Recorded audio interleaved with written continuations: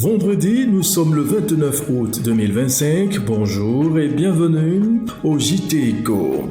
La digitalisation au cœur d'une rencontre qui réunit 3 pays à Bamako, Mali. Experts et acteurs du secteur venus de 3 pays ont passé à la loupe les techniques et moyens pour mieux sécuriser les données à caractère numérique pour une économie plus dynamique.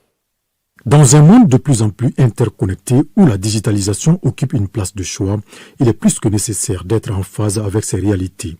Une ambition de plus en plus affichée par le gouvernement du Mali qui, depuis un certain temps, est dans une dynamique de modernisation de l'administration.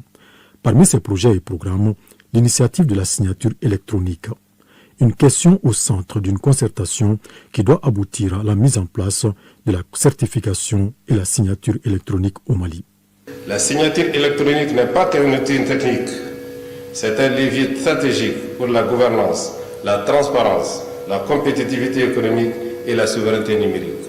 Elle permettra, entre autres, d'améliorer la confiance numérique dans les services publics et privés, de réduire les coûts et délais administratifs, de sécuriser les transactions financières et commerciales et de favoriser l'intégration du Mali dans l'économie numérique régionale et mondiale. Gage d'un écosystème numérique et performant, ce dispositif, une fois mis en place, va donner aux documents administratifs un caractère authentique, sécurisé et fiable.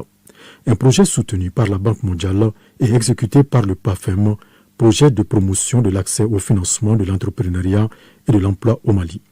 La tenue de ces ateliers techniques représente une étape clé dans le processus de mise en place de ce dispositif. Il nous offre l'opportunité d'analyser les acquis de l'étude préalable déjà réalisée en 2021 et de relever les insuffisances à corriger. Il nous aide à définir ensemble un modèle de gouvernance inclusif et durable avec la participation de l'ensemble des parties prenantes. Au nom du gouvernement, je réitère l'engagement de mon département à accompagner la mise en œuvre des solutions innovantes qui faciliteront la transition numérique de notre pays. Cet atelier qui se tient du 26 au 28 août prochain regroupe des experts venus du Burkina Faso et du Bénin. Les produits indiens exportés vers les États-Unis sont surtaxés à 50%. Une nouvelle décision de la Maison-Blanche qui fait jaser les Indiens. Écoutez. La décision de Trump n'est pas bonne. Il a une attitude qui mènera à la chute des États-Unis. Ce que Trump fait est mal. Il prend toutes les mauvaises décisions. C'est pourquoi je pense qu'il est préférable pour l'Inde que cette... De nouveaux partenariats et ambitieux entre le Sénégal et la France, chose réelle. C'est à l'issue de la visite du président Diomaye Faye du Sénégal que la signature des accords ont vu le jour pour booster l'économie entre les 2 pays. Avec le président Emmanuel Macron, nous avons convenu de donner une impulsion nouvelle à la coopération entre nos 2 pays. Sans cette ambition, nous ne pourrons rien réaliser ensemble. Et cette ambition ne pourra se réaliser qu'avec le secteur privé. Parce que c'est vous qui créez la richesse et l'emploi. C'est vous qui innovez pour contribuer à relever les défis d'aujourd'hui et de demain. Le Sénégal avance. Sa croissance est soutenue, portée par le secteur énergétique et par la mise en valeur progressive de ses ressources gazières et pétrolières. Dans le même temps, nous avons entrepris une gestion rigoureuse de nos finances publiques afin de préserver la soutenabilité de notre trajectoire et de renforcer la confiance des investisseurs.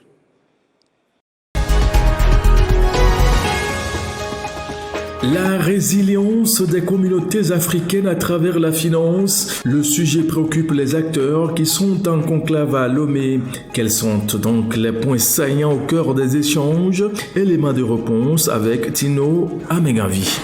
Et si l'arme contre la pauvreté passait par la solidarité interafricaine et les valeurs partagées?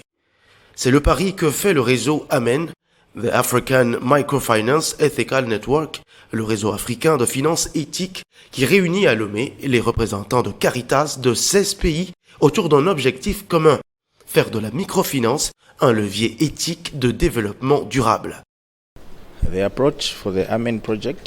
projet AMEN est un projet intégré qui prend en compte les perspectives de l'Église relatives à l'éthique et à la morale.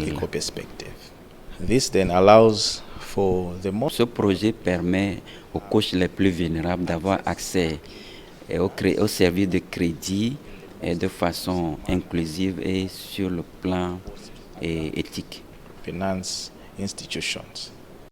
Plus qu'un atelier, c'est un pont vers un avenir plus inclusif que le réseau AMEN se veut bâtir, comme une réponse aux besoins en services financiers des couches vulnérables en milieu rural.